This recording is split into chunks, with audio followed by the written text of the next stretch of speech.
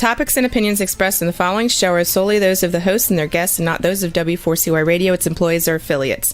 We make no recommendations or endorsements for radio show programs, services, or products mentioned on air or on our web. No liability, explicit or implied, shall be extended to W4CY Radio or its employees or affiliates. Any questions or comments should be directed to those show hosts. Thank you for choosing W4CY Radio. Welcome to the Ask the Expert show on W4CY Radio and Talk4 TV, where we bring you educational information from top local experts in the fields of legal, health, financial, and home improvement. Now sit back and listen to experts in family law, association law, hearing loss, business brokers, home care, along with many other topics. Now here are your hosts, Steve-O and Sophia. Hey, good morning. Actually, it's good afternoon, Houston. Welcome to another Ask the Expert show. Today's show is brought to you by Autumn Oak Speech, Voice, and Hearing. They're located in Friendswood. You can call their office at 281-816-3067 to make an appointment. Well, today's show, as I've always told you, we bring you the top experts in the fields of health, legal, financial, and home improvement. And we had received so many calls from our viewers and listeners saying, why don't you do a show on real estate, preferably commercial real estate? And we worked with our next expert, attorney John Moody, back when we were just doing radio. And I was so lucky to get John back because people loved his show. So let me get to our expert today. Let's welcome attorney John Moody, Jr. Good afternoon, John. Thank you, Steve. Thanks for having me. We are lucky to have you. We're going to be talking for the next 25 minutes about commercial real estate. You're located in Houston. You're right off of Alabama. We're going to be talking today commercial leases. And because you're a real estate attorney, now, let me tell you, one of the things I love about John, and I've never had the opportunity to tell him this, he mostly deals in commercial real estate. He's not one of these attorneys that they do personal injury and they do criminal and they do bankruptcy, and their shingle has a whole long list of areas. Not John. So I love that about your practice, John. Well, thank you. I don't know a whole lot of things, but I do know commercial real estate very well, and it's something that I kind of grew up with my family. But when I went to law school, it's something I really kind of focused on, and have kind of focused my career and built my law firm around it. And we're my firm's called Moody Law Group, and we've got 6 full-time attorneys and a couple of part-time folks, and a staff, paralegals, and really all we do day in and day out is commercial real estate. Now we do some partnership structuring, but kind of everything that goes around that, people buying, selling, leasing, and financing commercial real estate projects is kind of what we do. Probably acquisitions too, huh? Yep. A lot of people buying, acquiring real estate, selling real estate. So our typical clients are folks that are, real estate developers, kind of investors. We do represent quite a few kind of tenants that are, leasing lots of different locations. We do represent, a company that needs help relocating or small business that needs help kind of getting set up with their forming an LLC and helping them with their lease and everything that goes with that. John, our show really reaches a very broad area, not just Houston. I mean, we go down to Galveston, up to Huntsville, very large area. So if you're planning to open a business or possibly relocate a business, what's the first step when it comes to leasing real estate? Yeah, I mean, I would tell you, the first thing you ought to do is hire the right people, okay? And what I mean by that is I would start with getting the right broker, okay? And there are a lot of brokers out there, a lot of, like a lawyers. You know, I'm a commercial real estate lawyer. That's kind of what I do. There's trial lawyers that are great for doing trial work. There are, you know, trademark attorneys that are great for doing trademarks. That's not what I do. But and same goes with brokers. There's, you know, groups that specialize in office warehouse or in warehouses. There's some that specialize in office. There's some that specialize in retail. You kind of go down, you know, healthcare. If you're in the medical profession, there's ones that specialize in that. There are even some that specialize in helping law firms relocate. And I would tell you, figure out what does your business do? What kind of space do you need? And then go find a qualified broker to help you with that, because they're going to know the market. They're going to kind of know what you need. They're going to know the players in that space. And a lot of people don't know that you're, as a tenant, your tenant's broker is actually paid by the landlord. So it doesn't cost you any money. You can go get the best expertise Good point. out there, and it doesn't really cost you money. The landlord typically pays that fee. It's just where I see a lot of kind of, you know, mistakes at the front end is, you know, they want to bring in their sister's friend who's great residential broker, but doesn't know the commercial market and doesn't add value to the deal that you're working on. And then secondly, you know, selfishly, I'd tell you, go hire a great real estate lawyer to help you, because they're going to know how to do leasing. They're going to know who the players are typically. They're going to know how to get it done. You know, I commonly, you know, I'll come across trial lawyers trying to help their friend with the lease, and you know, right. You know, you sort of have to help them fumble through it, because it's not second nature to them. Where guys like me and gals like me that are in this space, it's something we do all the time and kind of know how to get stuff done. John, I'm going to tell you something that's so important, because by what you do. We spoke before the show. I'm from Dallas. I saw a location in Dallas that it's a good size for a restaurant. Mm-hmm. And it's been a restaurant 10 or 15 times. Yeah. See, a person like you is going to go, wow, this looks like a great location, good price and everything. But the problem is restaurants, for some reason, and it happens, doesn't matter what city you're in, just never makes it there. It's like it's got a bugaboo on it or something. We need to look at other places, or maybe just the traffic is going by so fast there that it might look like a good location, but it really isn't. That's some of the things that you do. Well, you know, I would tell you that, you know, location is sort of the old adage in real estate, and for a large part that's true. And finding the correct location is a challenge, right? And I would tell you again, you got to start with the right people, okay? And so again, starting with you're talking restaurants.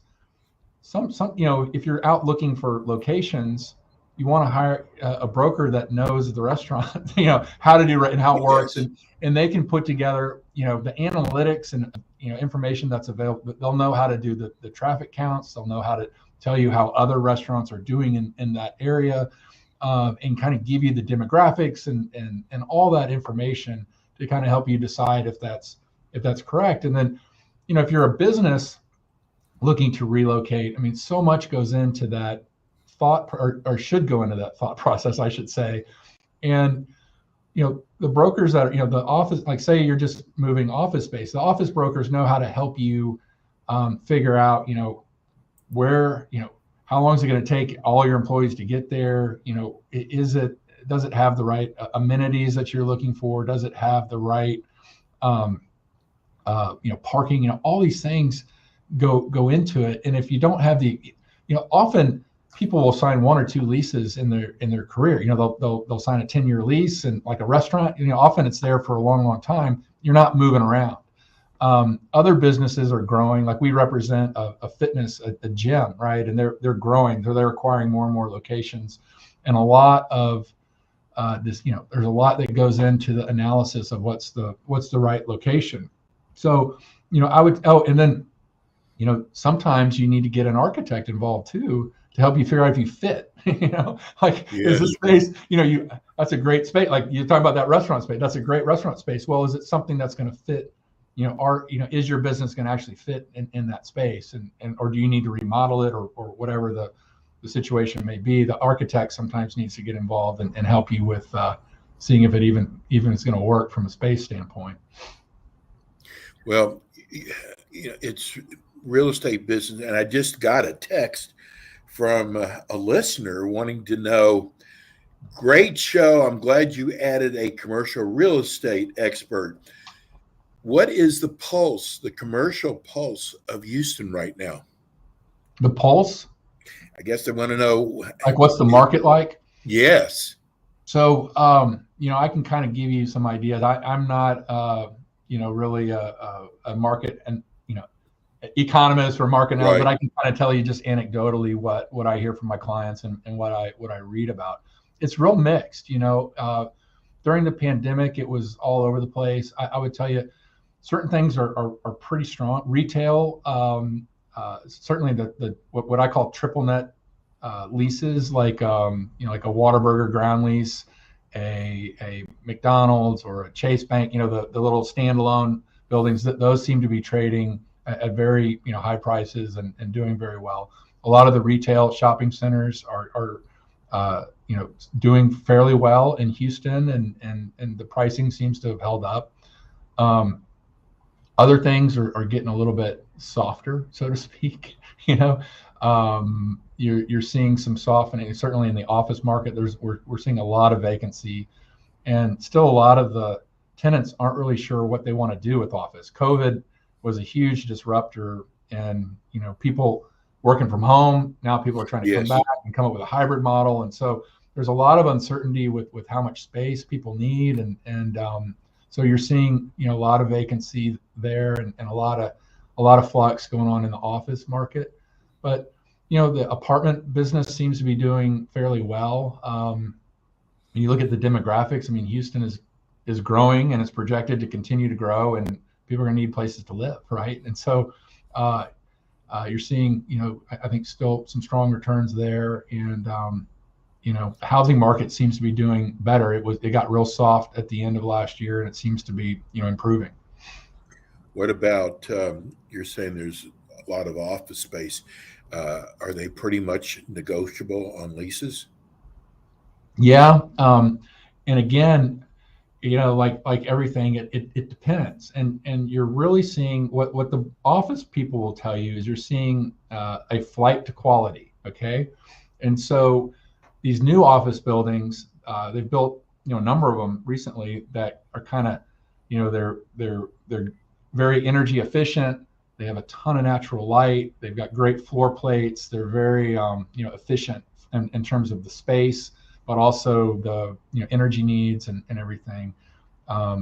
You're seeing these places are leasing up fine. Like Hines just did their new building downtown, and it's leased up great. But seems like all the new stuff is doing very well. City Center, Midway's project. My cousin built Town Center out there in the same area. Is doing very well.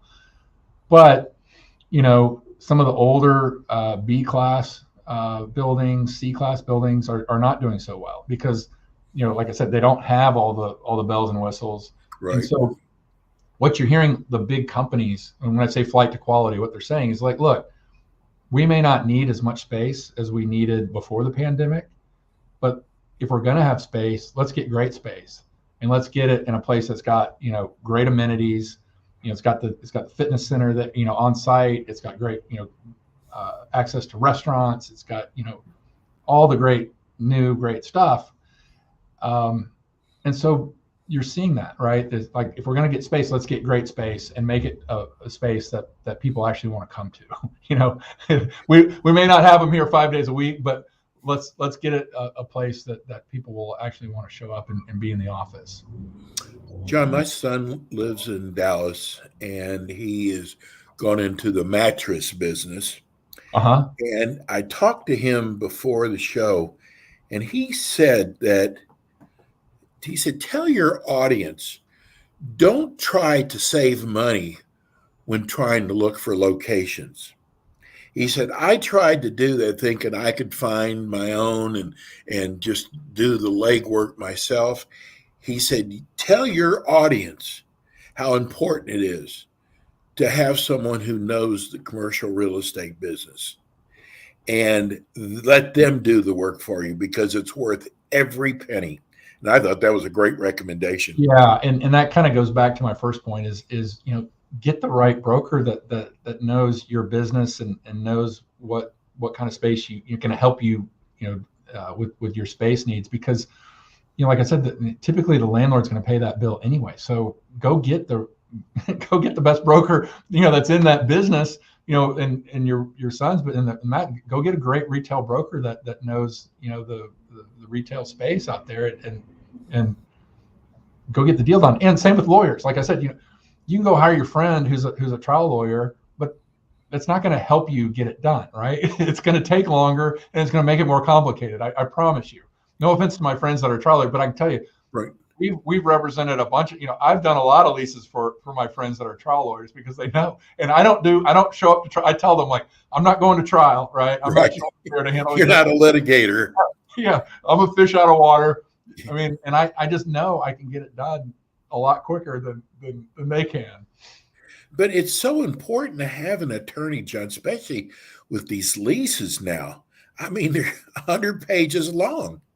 Yeah, it is, and the biggest challenge I think for representing, like we represent a lot of landlords, and help them, and that practice is you sort of have your standard lease for that project, right, and you're kind of filling it in and sending it out, and then helping reconcile whatever comments the tenant has.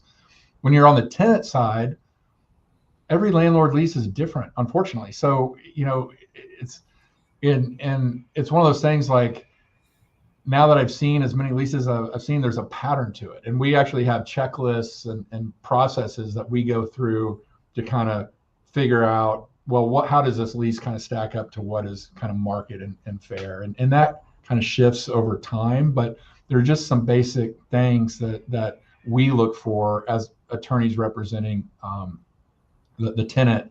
And so we're kind of able to assess, like, look, this lease is pretty fair. You ought to ask for these 3 or 4 things, or this lease is very onerous, it's very landlord favorable.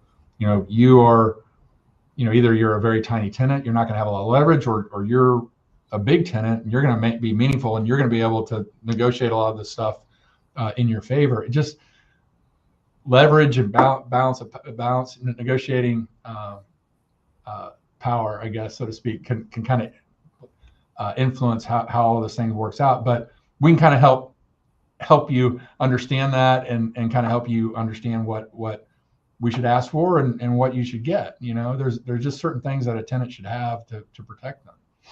What other areas do you fit into in regards to the leasing process? Well, I would tell you, in general, when we're on the tenant side, we'll, a lot of times if it's a new client, they'll hire us and said, here's the draft of the lease the landlord sent us. Can you help us review it? Okay, that's happens quite frequently. For some of our long-term clients, we're actually involved in what they call the LOI stage, the letter of intent stage. The letter of intent, for folks that haven't heard that term, is just, it's like an outline of the deal. It'll have basic stuff, the space that you're renting, 10,000 feet, the rent, $10,000 a month, for easy math, right? The security deposit, if you have reserved parking, if you're a retail tenant, like your son's mattress, do you have an exclusive use? Like, I'm the only mattress store in this shopping center. The kind of basic terms are in the letter of intent. And if it's a larger transaction and a more complicated transaction, I just did a lease that was over 1 million square feet, big wow, industrial lease. Yeah, and it had, rights to contract, rights to expand, rights to, all these different special options for the client.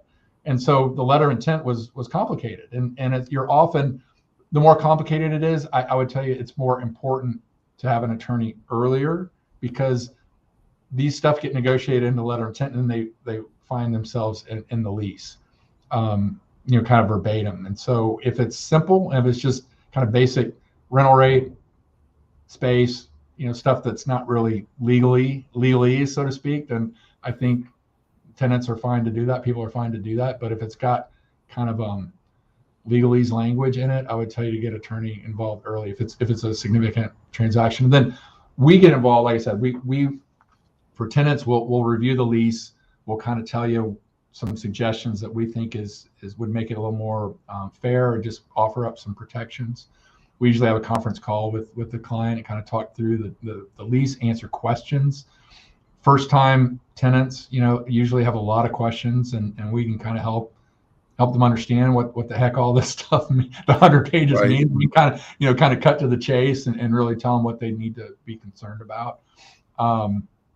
And a lot of times we'll get on the phone with the landlord's attorney and try to either explain why we think it's important, or find a compromise and help get it finished so everybody can sign and move on down the road.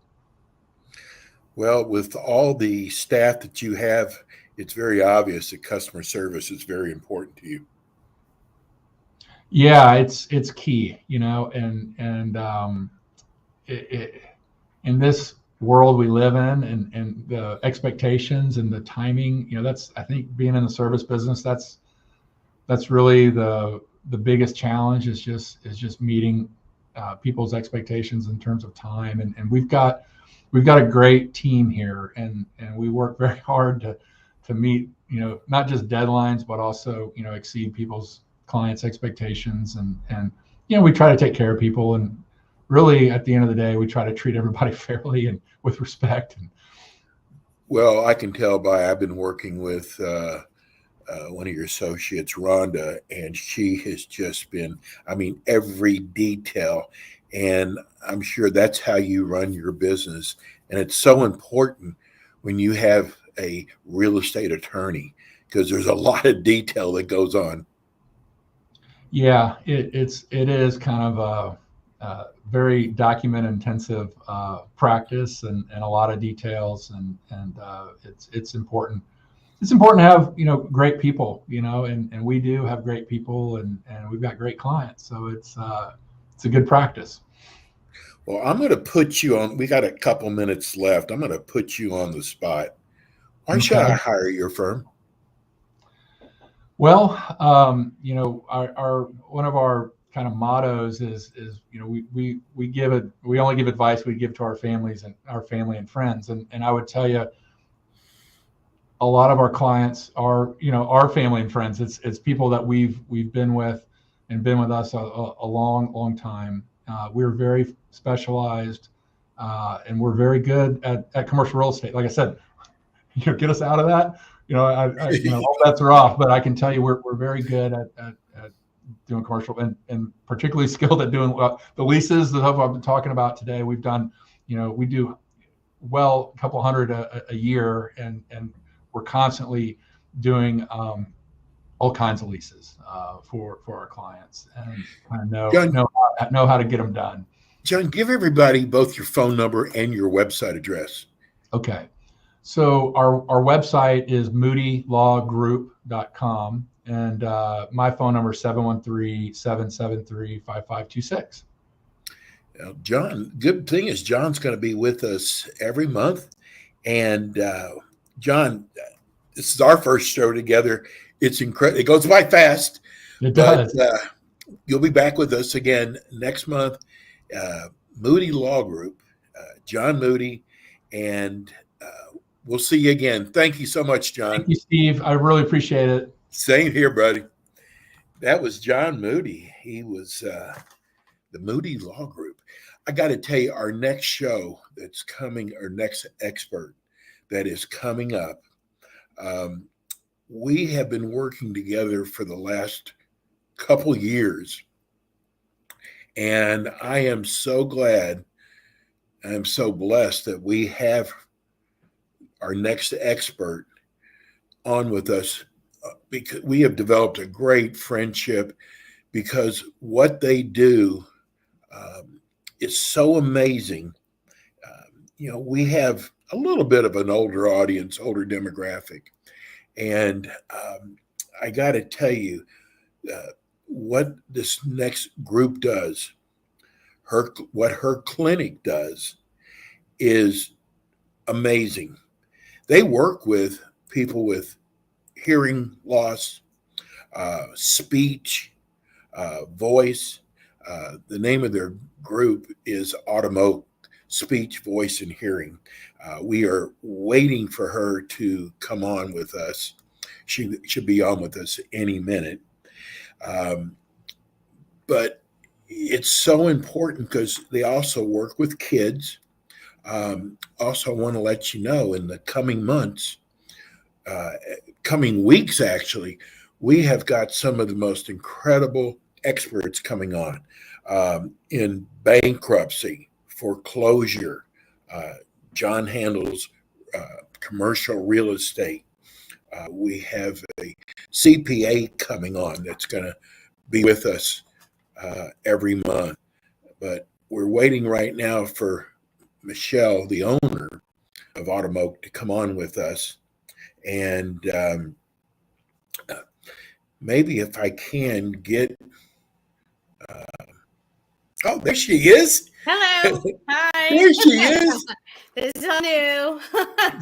Hello, Michelle. It wasn't that hard to come on, was No, it? not at all. Not at all. I'm doing it from home today, so I locked up my dogs. Hopefully, you do not hear them in the background. Well, I was just telling all of our viewers that we are so blessed to have you.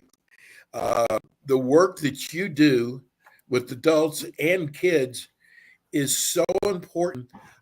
Again, the name of the practice is Automoke, Speech, Voice, and Hearing. They're located in Friendswood. And this is our first TV show together. Michelle actually sponsors all of Ask the Experts. Thanks to her, we can bring you this show. And I know you've got several phone numbers. I've been using the 281-816-3067. Is that right, Michelle? Yes, that's the one that we need to use. You know, all these numbers, when you have a business, you try to pull data and make sure to know where the phone calls are coming from. So ignore the one that's going across the screen right now. And if it is, I don't know. Yes, we didn't know if it was across my own screen. Yes. Let me make sure. I think we're going to make sure that Juan's got that phone number. I just didn't know which one to use. I apologize. Yes. It's okay. It's not a problem. First of all, tell everybody about your practice. Okay, sure. So we are Automoke, Speech, Voice, Hearing, and now Balance and Dizziness. And we have been open for 11 years. The reason why I opened it was because I have my own son with special needs. So he is essentially my why behind my business, because even though I have 5 sons, I want to, beyond my own days, I want to be able to take care of them. So and during our whole process, now he's 15, during our whole process, we relied heavily on our own specialist. And so I want to be that and pay it forward to other people. So what we do at the clinic, we have two clinics, one for audiology and one for speech pathology and rehab. The audiology side, we do cochlear implants, hearing aids, all manufacturers for both. And we do comprehensive vestibular dizziness testing. So that's the audiology side. Speech pathology, we do, adults and children, once again, swallowing, feeding. We're adding on lactation counseling, stroke group. We're actually adding on in May, active minds, moving bodies. For what does that mean, Michelle? I know. So that's like doing group therapy. So memory therapy, problem solving, speaking. After you have a stroke or some kind of neurological event, maybe it is a stroke, maybe it's a TBI, traumatic brain injury, or possibly it's a disease process that's pulling down some of your skills. So what we're doing is we're doing group therapy, and at the end, we're going to do keep your bodies active while we play bingo. So it's a couple hours of that in a group setting that you can be and meet others once a week. So that's what we're adding to our clinic for our adult patients that are neurologically involved. or need to practice even just need to practice being out and about in public with their hearing aids on. That kind of stuff, it takes time. I haven't been able to tell you this yet. People already getting ready for your show today. I had 3 people basically ask the same question, and it was about watching TV, about hearing. Yes, right? Yeah, like hearing, but not hearing, if that makes sense. Absolutely. So when we have a hearing loss, typically our first signs are you'll have like tinnitus, the ringing in your ears, that kind of that sensation that you perceive. Or the other one is like speech understanding starts to get very hard. So for example, if you're in the very mild phase of it and just starting out, anybody that has a different dialect from us or a different accent from us, they become very hard to understand. So usually that's when you start using your caption on the television. But yeah, but TV is a harder. Live speech is easier for us when we're using devices versus speech coming off of a device, whether it's the radio, the television, our computers now. There's so many means of communication now. It's amazing. It's in my own lifespan. Michelle, I have so many questions for you, but I'm getting a lot of text in. A person, Beverly, said, I'm glad you're bringing a show like this on. Please tell us about earwax and the best way to get it out of the ears so I can hear better. Oh, I know. Okay. So I particularly like Debrox. It's an over-the-counter product that you can use. And essentially what you do is you take the drops that comes in, and it's like a green and yellow kit that you can get at any pharmacy, Walmart, wherever. And it gives you little drops. So you're going to drop them in your ear, fill up the ear canal to the very end, and just lay there for 15 minutes. Once that 15 minutes is over with, what that solution does is help break up the wax. You want to separate it from your skin in the ear canal. So once that 15 minutes is over with, and I wish I had one here, but I don't have any more babies anymore. The little suction bulbs that we get all the snot out at our baby's nose. Yes. Well, we're not suctioning, but we're still using that. What we're going to do is take warm water and suction that in, but you push the warm water into your ear and get that yourself irrigating your ear. You get that wax out. It might take a few times, but if you truly have wax in there, you should see it come out. And if you don't see it come out, do it again. Now, do you also offer services to do that? Yes, absolutely. So the Odo set was just FDA approved, I want to say last year or the year before. I apologize, the years go by so fast. But it's a new and FDA approved for specifically cerumen management. Cerumen is wax. And so what we do the same thing, it's irrigation and suction happening at the same time. And it looks like a pair of headphones that you wear. And so that's what we do. Because when you're doing testing, like we have to first see, is your hearing loss because you have so much wax in your ears that it's impeding how you hear? So that's where we start. And then we just keep on going further if it's not there. But if it is wax, we got to get the wax out. Well, I can't wait because we have got Michelle's going to be with us every month, and plus she is our title sponsor. But there are so many different kinds of hearing aids now. Yes, and yes, exactly, and they actually have been for many years. Like just because FDA approved OTCs last year doesn't mean that they weren't in existence before then. I mean, we've always seen the infomercials, even when I was a little girl, of like the hearing aids that, and they're amplifiers. They're not the medical grade devices that I use. They're amplifiers. So they're going to amplify everything. And they are available for people with mild to moderate. So they are there to amplify the sounds that you're having a hard time hearing.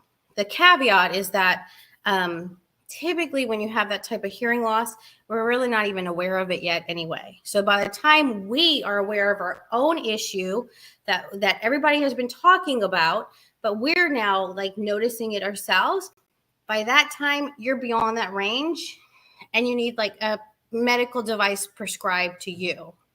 So, and those OTCs have been around for years, even though way before FDA approved them. I mean, when I was younger, they had Birdsong, and they were disposable hearing aids that you could buy and put on and then pitch them and put on a new one. Kind of like contact lenses. That came into the market years and years, like 20 years ago, probably. And, or even before then. It was probably more when I was a teenager. And they came into the market and then they left the market. Just didn't hit, like disposable contacts. I just got a funny text in from one of our listeners saying, I'm listening right now. Thank you so much. I was the one who wrote, we had several, but I was the one who wrote you about getting a hearing specialist on. And they didn't know you've been with us for a long time on radio, but this is what he said. My wife keeps telling me, because I ask her what all the time, that I need a hearing aid, and I don't think I do. Right. What do we do with him, Michelle? So first of all, I mean, it sounds, so you don't think you do, and I respect that, but honestly, in the world, in the hearing world, our loved ones are going to be the first to notice. We're going to be the last to notice how our hearing is because like it's hearing, right? It's sound. We have no visual of it. It doesn't smell like anything. Like it is just, whenever somebody says something and we're not looking at them and they say something, and typically probably your wife is thinking this, like I used to be able to do this before, and now I have to make sure like I'm loud enough or he's looking at me, because you and I, if with hearing loss, it didn't even happen. That's all we know. Nothing, like I didn't hear anything. There's no residual. There's nothing there to like prove it, other than our spouses and our loved ones saying, you didn't hear me.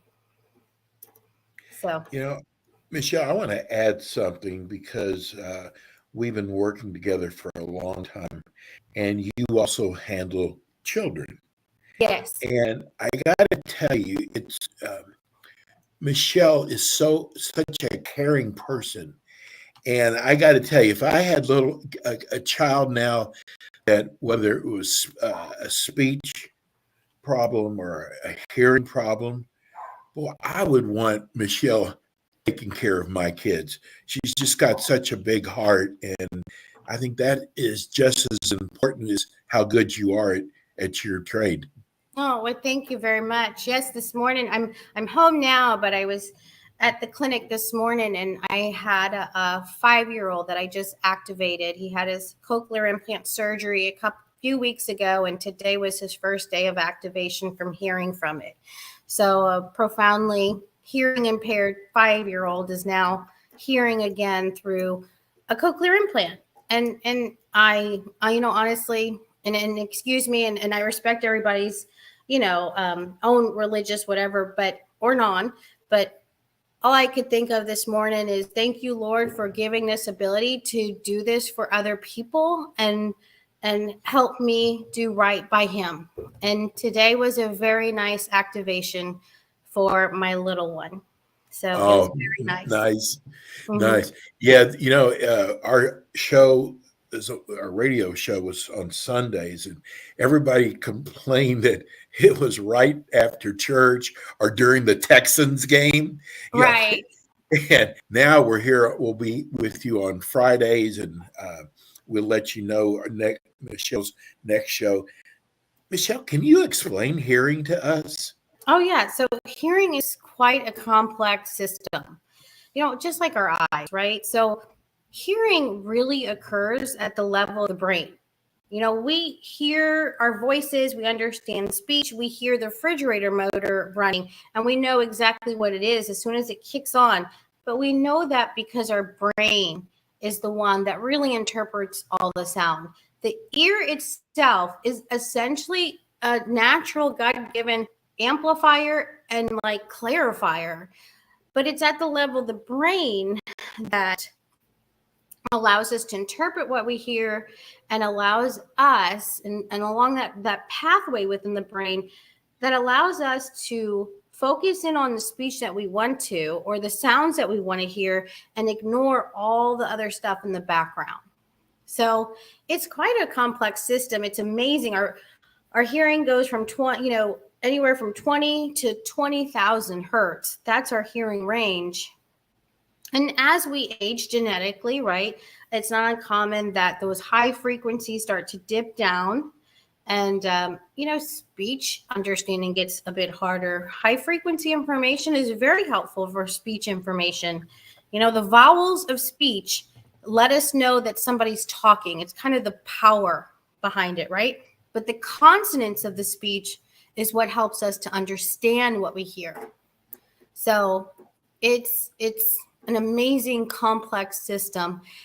And as of right now, we have cochlear implants. So if we're very severe, profound, and can't hear, can't develop speech and language, or hearing aids are just no longer useful or helpful for us, we go into cochlear implants, and that becomes a prosthetic ear in itself, and it just provides the signal straight to the auditory nerve, then goes to the brain for it to be interpreted. So, but it does take about a year to get used to and interpret that. Hearing aids, if our loss is less than that, or if you don't want to do a cochlear implant, hearing aids, you have to make sure you're using the most powerful in the market if you don't want to go to CIs, which is cochlear implants, or depending on the level of your hearing loss or degree of hearing loss, hearing aids are there.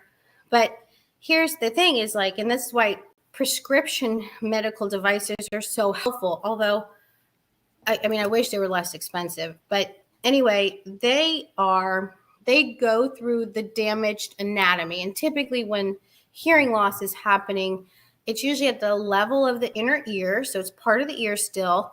And those cells that are responsible to give the brain a carbon copy, an exact replica of the sound, they're damaged or they're dead. So what they give the brain is like distorted sound. It's not a complete clear picture. Hence, speech understanding is a symptom of hearing loss. That's probably what the guy was talking about. He watches TV, he hears voices, but he doesn't understand them. Oh, I know. Like everybody. A lot of times, and you don't want to wait to get treated until that's your main symptom, because it is, with the hearing loss, you want to treat as soon as it happens, because hearing loss is a progressive degenerative disorder. It will continue to decline. So as it's declining, it's pulling your speech understanding down. Your tinnitus is becoming louder. But here's this new information that's out. It starts to pull on your memory, your judgment, reaction time, processing, problem solving, word finding. It starts to affect those abilities because the brain is rewiring itself, trying to figure out, I don't hear sound here, but let me rewire and try to use a different area of the brain and see if I can get sound there.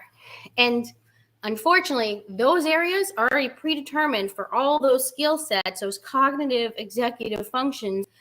They're already there and being used. And then they start to all become mediocre or poor, depending on how long you let your hearing loss go. So there's a link to hearing loss and dementia.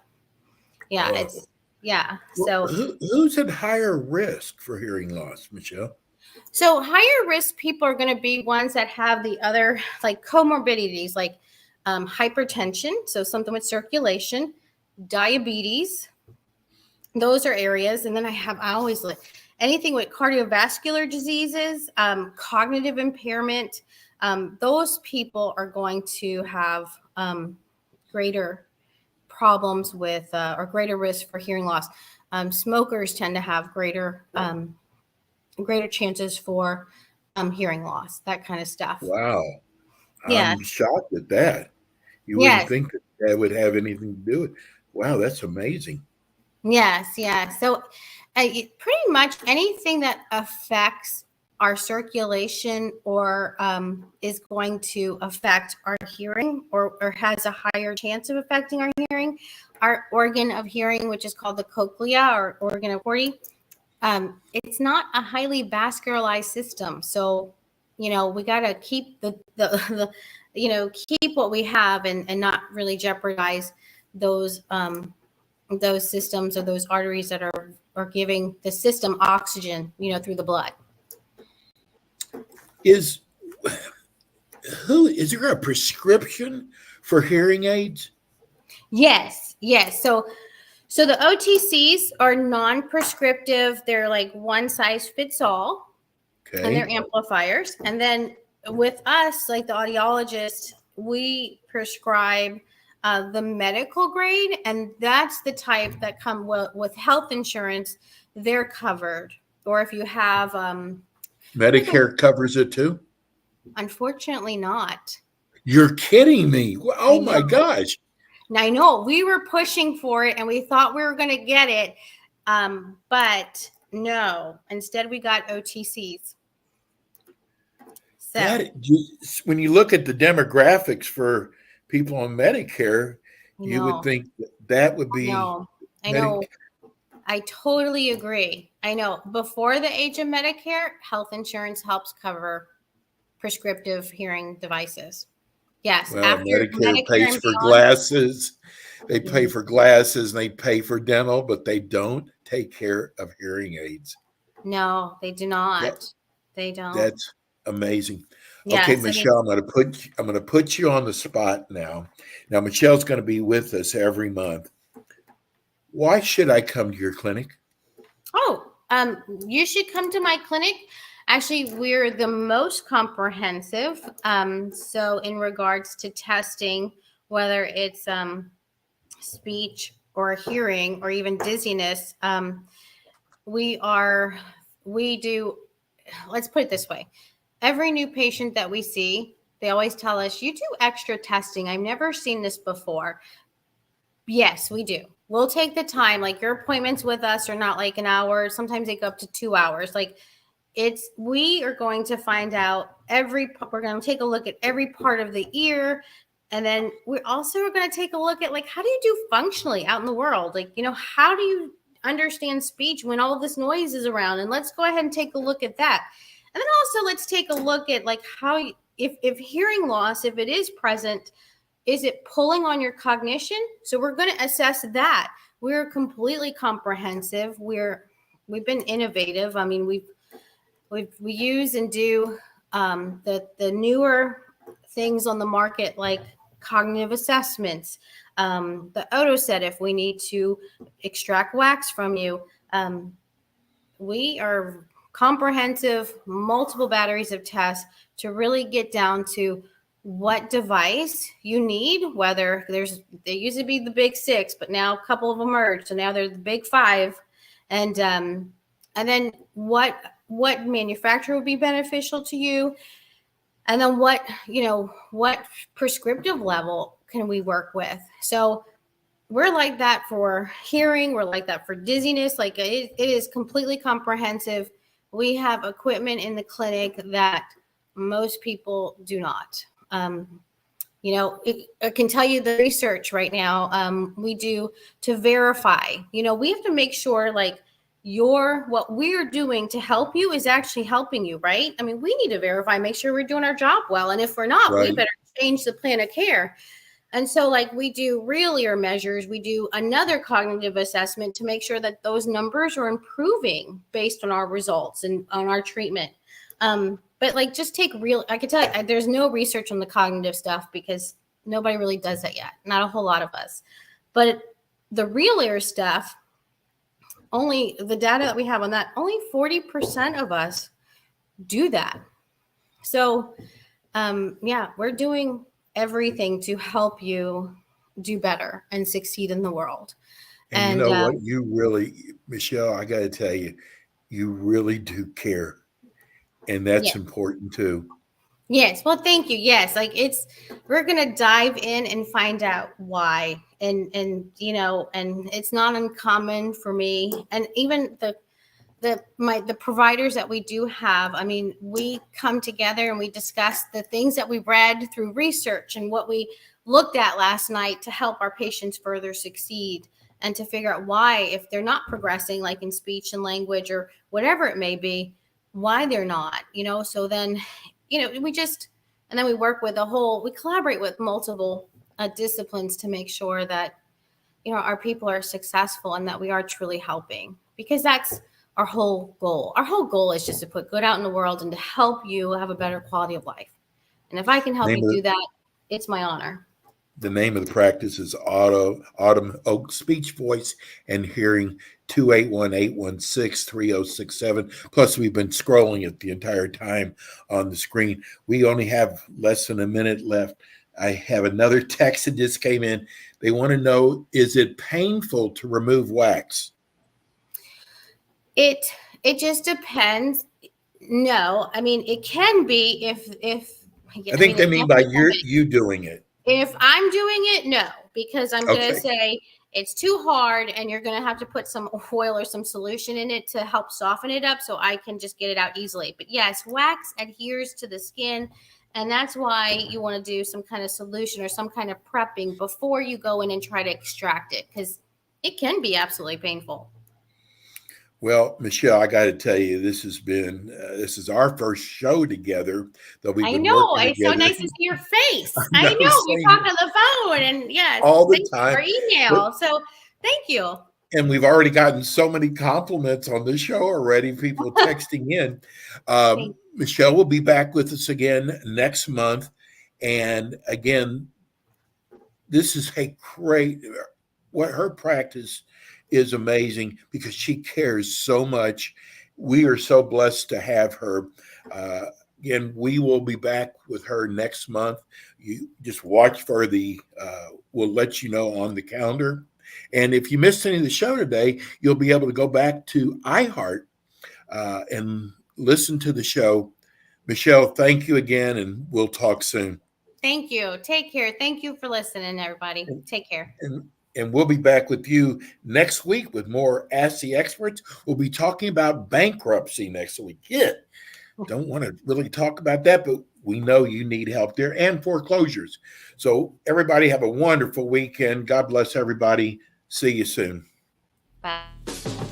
Thanks for tuning in today to the Ask the Expert show on W4CY Radio and Talk4 TV. Tune in next week and every week to hear more from our experts on personal injury, insurance, air condition repairs, estate planning, Medicare, and many other topics in the areas of legal, health, financial, and home improvement. See you next week.